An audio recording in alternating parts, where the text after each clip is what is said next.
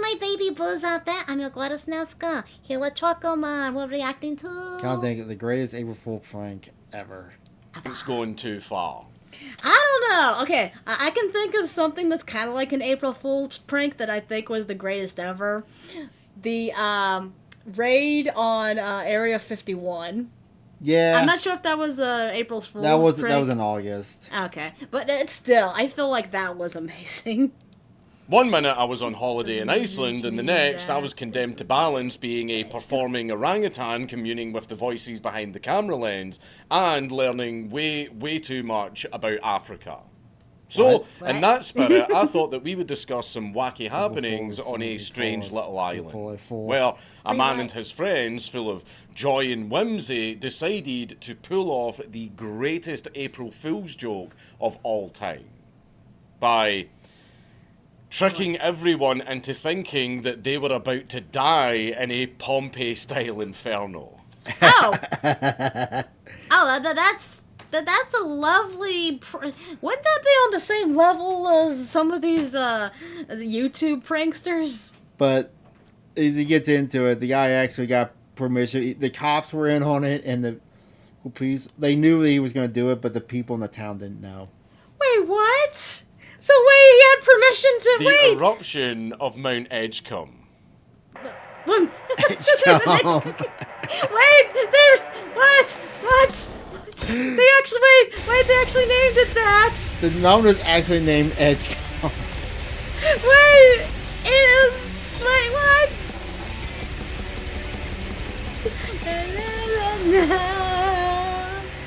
what? Edgecombe. Please leave a like use and the a beep. comment on this video because it really helps me in the algorithm. So, I'm a pretty security-minded guy. I always do my double take when I'm locking up the house, and I always ensure that I'm zipped up when I'm having an inbuilt VPN, password... I think they were that big bloopers. There you go. Might have a price, but peace of mind is that if you want it. What a Our name. man of the hour is a little scamp named Oliver Porky Becker, a Normandy veteran and a logger who loved to show off by hitting targets such as hard hats with trees that he felled. But more importantly, he also loved to fuck with people. I want to know, who is this guy that he was able to be allowed to do this? You know what else this reminds me of? What? The War of the Worlds, I think it was called. Oh, yeah. That prank. It wasn't supposed to be a prank, but people took it serious because they didn't announce that it was a show. Uh-huh. And people panicked. Mm-hmm.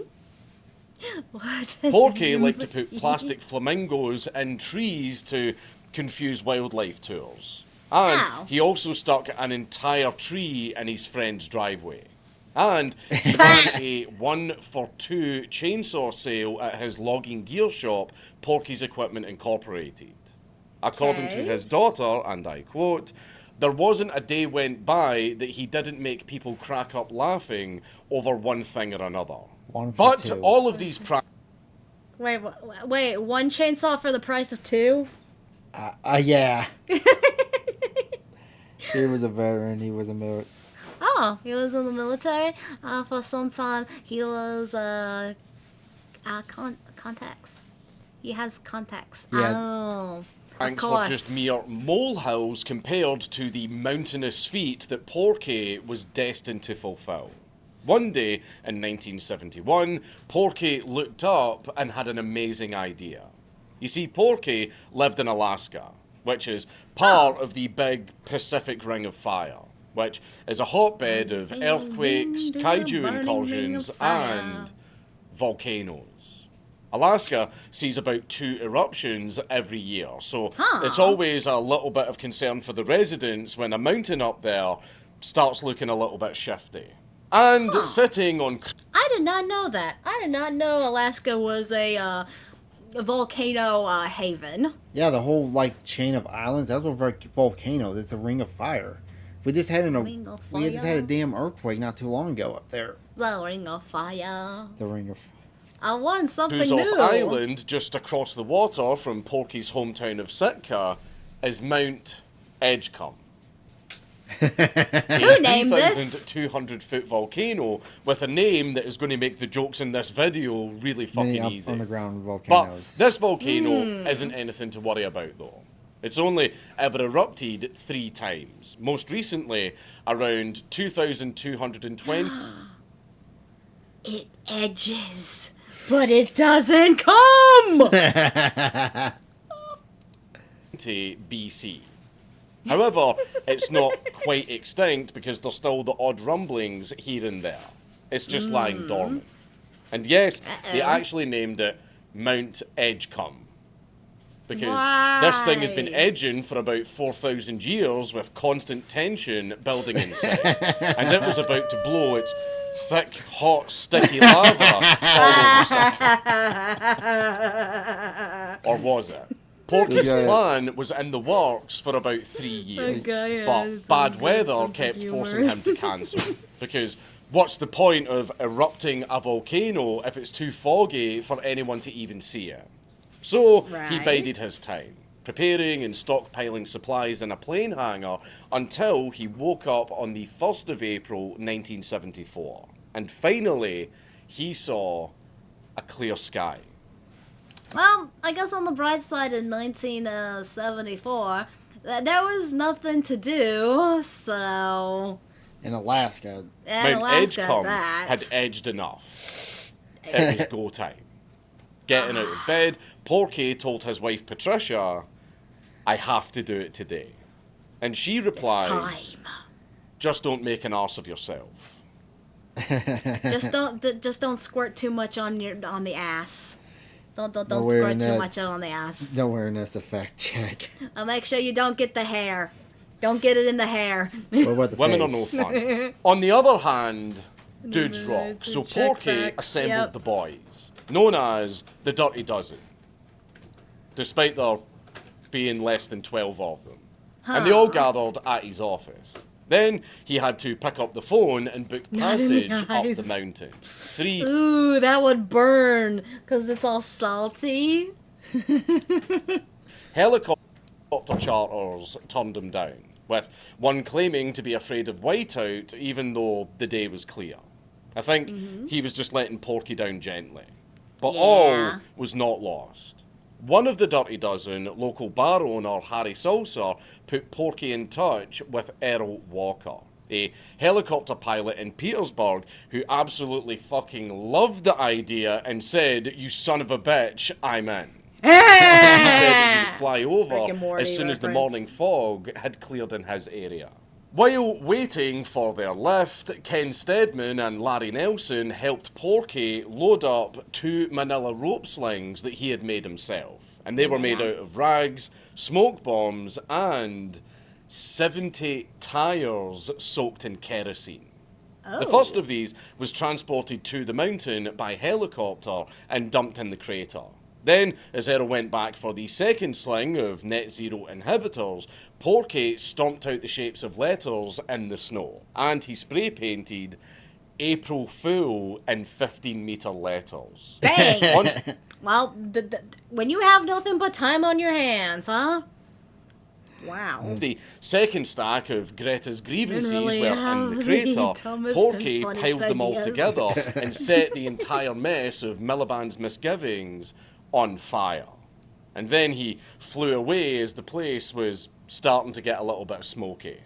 As the massive plume of black smoke was rising from the volcano, the people of Sitka poured into the streets, stunned by the news that there was no new pope. Oh, and they were What? also freaking out a little bit because, holy fucking shit, the fucking volcano's erupting. But while the prank had been perfectly executed, Wait, what was the part of a wait, I don't know. what was that part about? Porky did have the foresight to give the Federal Aviation Administration and the local police a little bit of a heads up about what was happening, so that he didn't cause any official upsets and get himself into trouble. But he forgot to tell the Coast Guard, who sent a helicopter up the volcano to investigate the smoke coming from the crater. The pilot saw the tires and the spray-painted message, and he immediately relaxed. Meanwhile, phone lines were exploding all over the place with calls to the authorities until the Coast Guard came back with their report. And they urged everyone to remember that nothing ever happens. On the way back down the mountain, and So wait. Were they trying to calm down people? I don't know, it's a joke he was saying. He was like, no, the government says nothing ever happens. Oh, I was thinking of Zorro. air traffic controller named Homer Stutter found the entire thing so fucking funny that he actually gave Porky an assist with selling the illusion by offering to do not trust anyone or anything on April 1st. Is this like this was must have been back before April 1st was as prominent as it was, maybe? That, and also before people sued the hell out of people. I quote, bring you in as Good low call. and inconspicuously as possible. And by the way, the son of a gun looks fantastic. The Admiral of the Coast Guard also told Porky that the prank was brilliant. And after the initial shock of a smoking volcano died down, the entire community of Sitka fucking loved it once they realised that they weren't actually all about to fucking die and they were just being told porkies. To quote Hal Spackman, the executive director of the Sitka History Museum, So everyone looked up at the volcano, saw that it was on fire, but then after a while, because he spelled out April Fools with the fire. Well, the helicopter probably saw that and saw it was burning tires and realized, oh, this is a prank. Oh, okay, they had someone go up and investigate, and then they reported it back to everyone. Yeah. Oh, okay.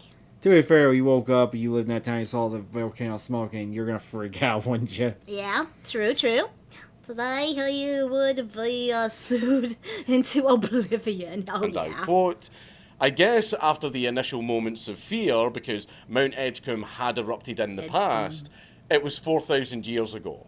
But whenever you see a volcano on fire, that makes you a little bit edgy.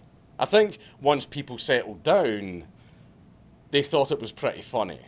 So, I'm guessing Mount Edgecombe is kind of similar in that regard to, What, Yellowstone is another? Yeah. it's not a super volcano though, is it? No, that's just a regular volcano. Okay. Yellowstone's like a super volcano. The Yeah, prank that went was really down buried in so ash. well that the vice president fun. of Alaska Airlines, Jimmy Johnson, actually had a plane diverted so that the passengers could all get a good look at the smoking volcano.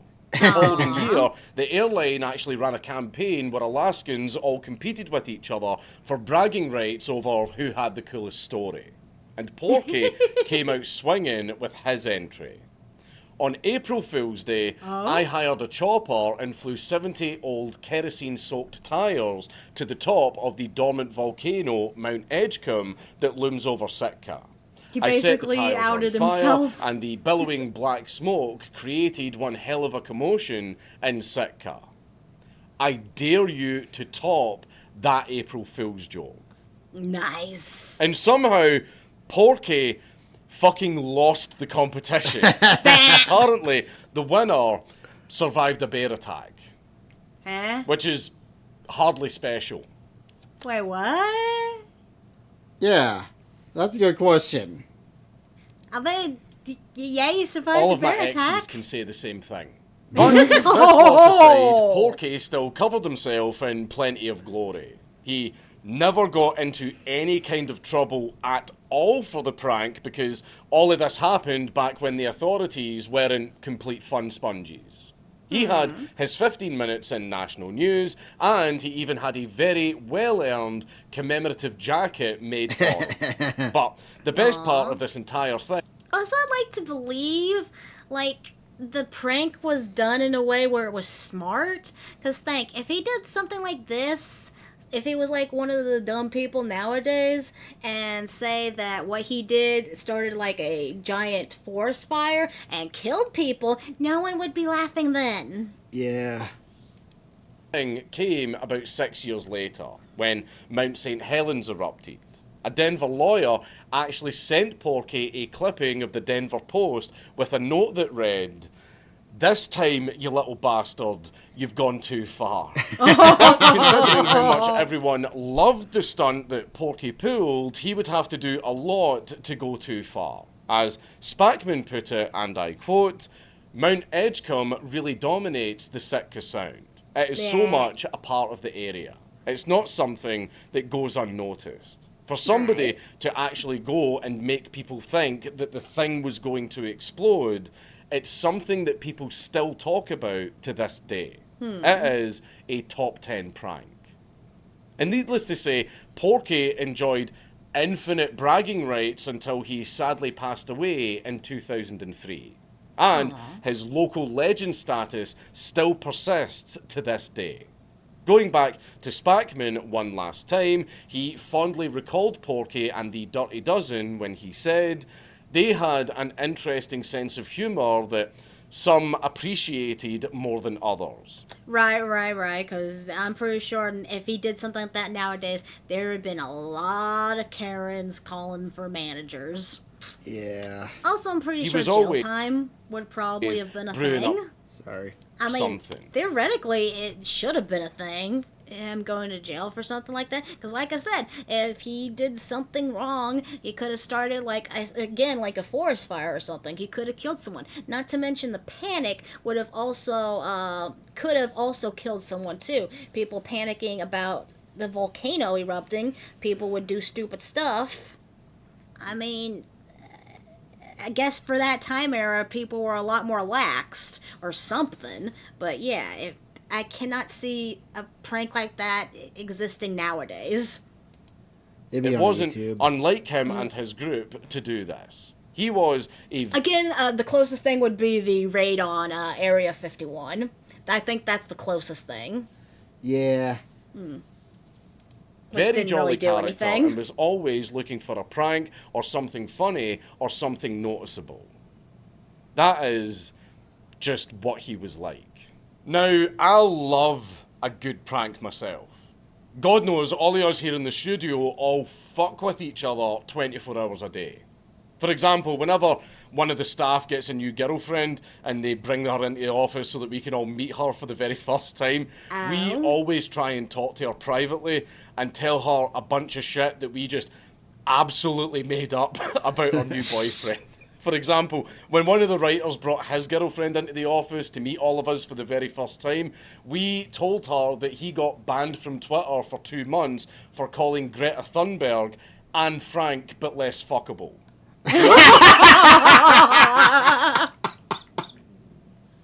That's a good joke, though. That's a good joke. Told her that he claps when his train arrives at the station, and we that's also cute. told her that every single time he finishes a meal, he rubs his tummy and says yum yum yum. Aww. She Those last believed two were most of cute, them. though. She We believed more. actually, I'm guessing she believed the last two because they were cute and harmless, but the first one she probably didn't believe. Although she believed the first one. we still That's have the cute. gaslighting document, which, you know what, I actually might just post online. I even actually commissioned a hentai artist to make a sexy anime drawing of him, and then I hung it up in the girls' toilets at eye level where the girls sit on the toilet. And when she That's came fun. out and asked, what the fuck is all that about? We told her that he was absolutely insistent that we hang it there. Well, he was freaking out and panicking and screaming, going, "No, I didn't. They're lying. They're trolling you. They're trolling. I didn't do that." And that was fucking funny. But ultimately. No, that I like that. That was great. That was great. Oh my god, that's an amazing one. It resulted in his girlfriend loving the picture, and she took it home, and it's now hanging in her room. And She he's really loves absolutely him. fucking furious about that to this day. So the prank actually went a lot better than expected. So while this is just a short little video, I wanted to discuss Porky's Mount Edgecombe prank because I really admire his steadfast commitment to the bit, and also because it's just really fucking funny. I also miss a time where you could do fucking hilarious pranks like this and not have to worry about a 30-year prison sentence or being forced to pay millions and millions of dollars in damages for a prank. True, but like I said, he managed to do this in a way that was smart. He managed to do this without getting anyone hurt or any property damage, yeah. Greg Burnford, but less. Anne Frank, but less fuckable. Jesus Christ. Yeah, there's a gray line. There is grays everywhere when it comes to stuff like this. It's all about timing, it's all about execution, and it's all about people's mindsets and stuff, you know? So yeah, I'll say yes, it was well thought out, good prank, but at the same time, could have turned very dangerous. Well, thank you all for joining us for this Streamy Doo. Love you all. Mwah. Gonna go right. Thank you all for joining me. Please like, subscribe, and comment. It would make me very happy. Kiss, kiss, hug, hug.